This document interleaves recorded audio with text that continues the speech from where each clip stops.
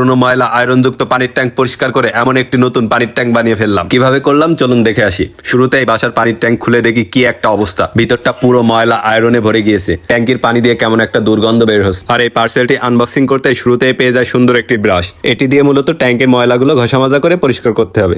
এরপরে পেয়ে যায় আয়রন কিলার। এটি সে আসল প্রোডাক্ট যার দ্বারা আপনার ট্যাঙ্কের ময়লা নিমিষের মধ্যে পরিষ্কার করতে পারবেন। এছাড়া মোটরের পাইপ পরিষ্কার করার জন্য ব্লক আউট প্রোডাক্টটি নিয়ে নিয়েছি। সেই সাথে তারা সেফটি পারপাসে সুন্দর দুইটা হ্যান্ড গ্লাভস দিয়ে দিয়েছে। আয়রন কিলার ট্যাঙ্কের চারপাশে সুন্দরভাবে দিয়ে দিব।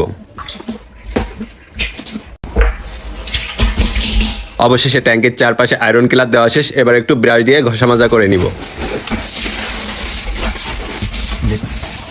ঘষা মাজা করা শেষ। এবার পাইপের ভিতরের ময়লা পরিষ্কার করার জন্য আমরা যে ব্লক আউট প্রোডাক্টটি নিয়েছিলাম এটা পাইপের ভিতরে দিয়ে দিব। এই ব্লক আউট প্রোডাক্টটি ব্যবহার করার সময় অবশ্যই সাবধানতা অবলম্বন করবেন। শেষে ট্যাঙ্কিটা পানি দিয়ে ধুয়ে ফেলি। ধুয়ে ফেলার পর দেখতেই পারছেন কত সুন্দর পরিষ্কার হয়েছে। আপনারা চাইলে আমার মতো এমন একটা ময়লা পানির ট্যাঙ্কি পরিষ্কার করে নতুন বানায় ফেলতে পারবেন।